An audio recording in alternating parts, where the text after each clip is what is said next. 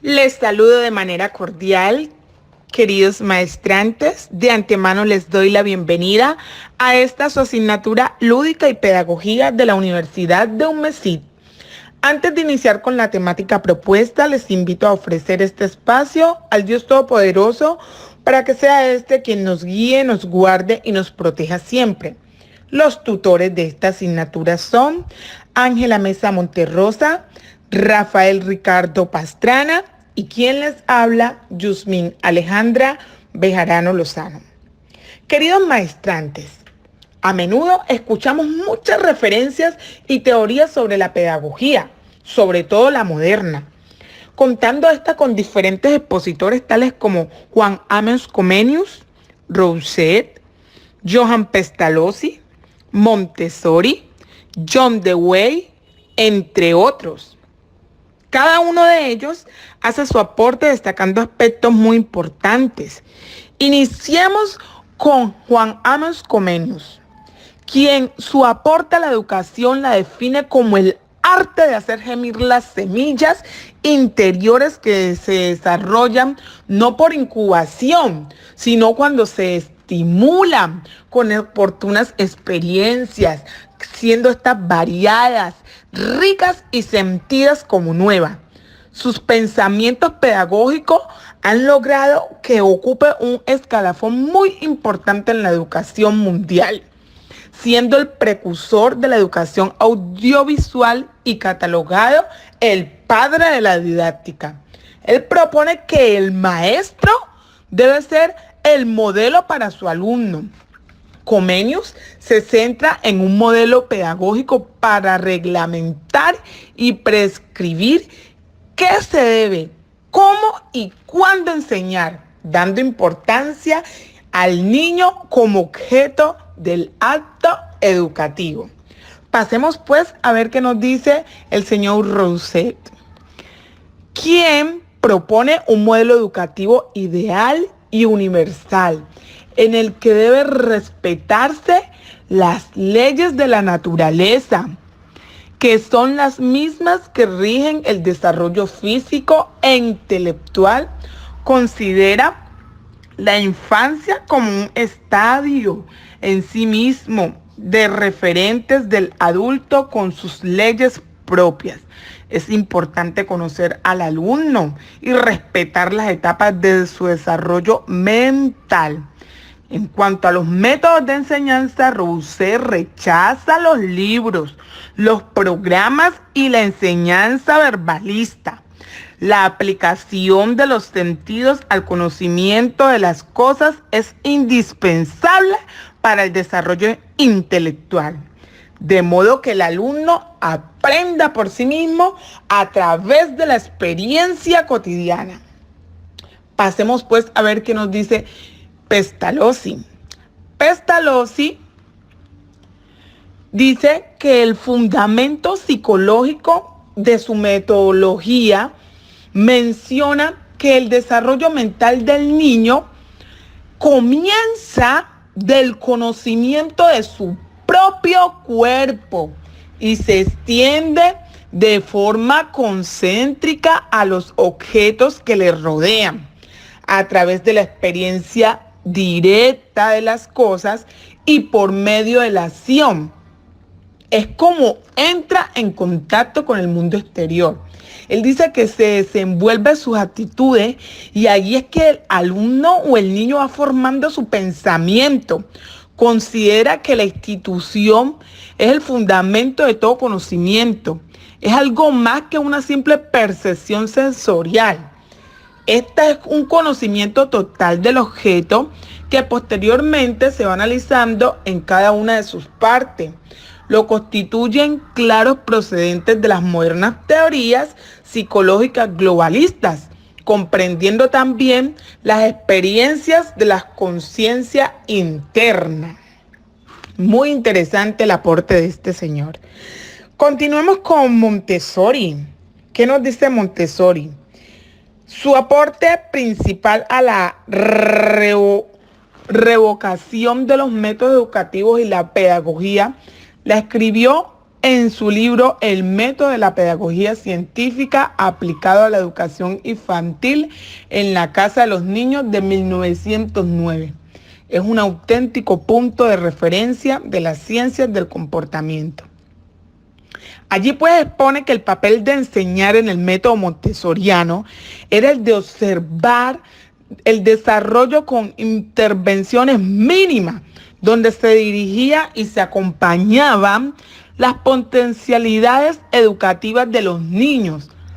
Montessori empezó enseñando higiene y estudiando todas aquellas conductas alimenticias e higiénicas en las que se pudo prevenir casos de retraso mental de los niños. Implementó una pedagogía modernizada por el método de la observación, por nuevos materiales didácticos y por el enracionamiento de las ciencias positivas. Montessori pone en práctica algunos cambios drásticos pedagógicos donde encomienda al niño y aprende de sus capacidades creativas. El niño se convierte pues en el maestro, un ser lleno de potencialidades, donde el adulto se pone a su servicio para darle paso a las potencialidades que se poseen a los hechos. Terminemos con John Dewey, un gran filósofo de la educación que ha tenido tanta influencia sobre los aspectos de la vida y la cultura. La perspectiva de Dewey busca relacionar varias áreas del conocimiento con la vida de los seres humanos, quienes son los receptores, transmisores e invocadores en materia de educación. Son los representantes de la escuela activa o una escuela nueva o progresista, la cual busca proporcionar la actividad del niño, desarrollando tanto el aspecto cognitivo y la actividad motora como el objeto de hacer más efectivo el aprendizaje. Su método de proyecto da orígenes a la escuela experimental, donde cada niño de cierta manera se convierte en un investigador, cuya tarea es descubrir y satisfacer sus propias capacidades y necesidades. Siendo esto pues así, y teniendo en cuenta los aportes de estos grandes pedagogos, debemos tener en cuenta que la educación debe ser activa y relacionada con los intereses del niño y la niña. Los aprendizajes mediante la solución de problemas deben de sustituir a la memorización vacía y sin significatividad. La educación debe ser la vida misma, más que una preparación para ella. El maestro no está para controlar, dirigir o reprimir al niño o a la niña, sino para asesorarlo en sus intereses cognitivos. La escuela debe ser el centro donde se desarrolla la cooperación humana y no la promoción de la ley de la selva de competencia encarnizada. La democracia permite y en realidad estimula el libre intercambio de ideas y personalidades, que es condición necesaria para el verdadero desarrollo. Les doy la despedida de este módulo y espero estas conclusiones de estos pedagogos les puedan servir de referencia para sus aportes y su estudio en la educación y en la pedagogía moderna. Muchísimas gracias a todos. Retraso mental de los niños. Implementó una pedagogía modernizada por el método de la observación, por nuevos materiales didácticos y por el enracionamiento de las ciencias positivas. Montessori pone en práctica algunos cambios drásticos pedagógicos donde encomienda al niño y aprende de sus capacidades creativas. El niño se convierte pues en el maestro, un ser lleno de potencialidades, donde el adulto se pone a su servicio para darle paso a las potencialidades que se poseen a los hechos. Terminemos con John Dewey, un gran filósofo de la educación que ha tenido tanta influencia sobre los aspectos de la vida y la cultura. La perspectiva de Dewey busca relacionar varias áreas del conocimiento con la vida de los seres humanos, quienes son los receptores, transmisores e invocadores en materia de educación. Son los representantes de la escuela activa o una escuela nueva o progresista, la cual busca proporcionar la actividad del niño, desarrollando tanto el aspecto cognitivo y la actividad motora como el objeto de hacer más efectivo el aprendizaje.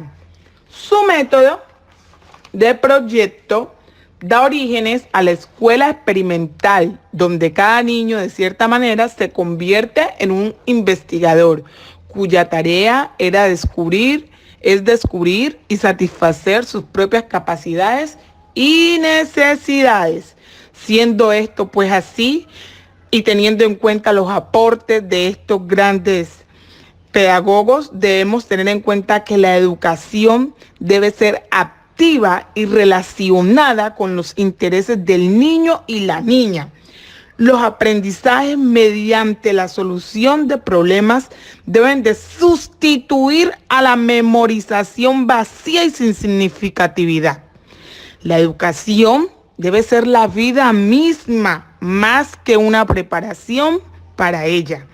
El maestro no está para controlar, dirigir o reprimir al niño o a la niña, sino para asesorarlo en sus intereses cognitivos. La escuela debe ser el centro donde se desarrolla la cooperación humana y no la promoción de la ley de la selva de competencia encarnizada. La democracia permite y en realidad estimula el libre intercambio de ideas y personalidades, que es condición necesaria para el verdadero desarrollo. Les doy la despedida de este módulo y espero estas conclusiones de estos pedagogos les puedan servir de referencia para sus aportes y su estudio en la educación y en la pedagogía moderna. Muchísimas gracias a todos. El niño y la niña. Los aprendizajes mediante la solución de problemas deben de sustituir a la memorización vacía y sin significatividad. La educación debe ser la vida misma, más que una preparación para ella. El maestro no está para controlar, dirigir o reprimir al niño o a la niña, sino para asesorarlo en sus intereses cognitivos. La escuela debe ser el centro donde se desarrolla la cooperación humana y no la promoción de la ley de la selva de competencia encarnizada. La democracia permite y en realidad estimula el libre intercambio de ideas y personalidades, que es condición necesaria para el verdadero desarrollo. Les doy la despedida de este módulo y espero estas conclusiones de estos pedagogos les puedan servir de referencia para sus aportes y su estudio en la educación y en la pedagogía moderna. Muchísimas gracias a todos. Estimula el libre intercambio de ideas y personalidades, que es condición necesaria para el verdadero desarrollo. Les doy la despedida de este módulo y espero estas conclusiones de estos pedagogos les puedan servir de referencia para sus aportes y su estudio en la educación y en la pedagogía moderna. Muchísimas gracias a todos. Les puedan servir de referencia para sus aportes y su estudio en la educación y en la pedagogía moderna. Muchísimas gracias a todos. Pedagogía moderna. Muchísimas gracias a todos.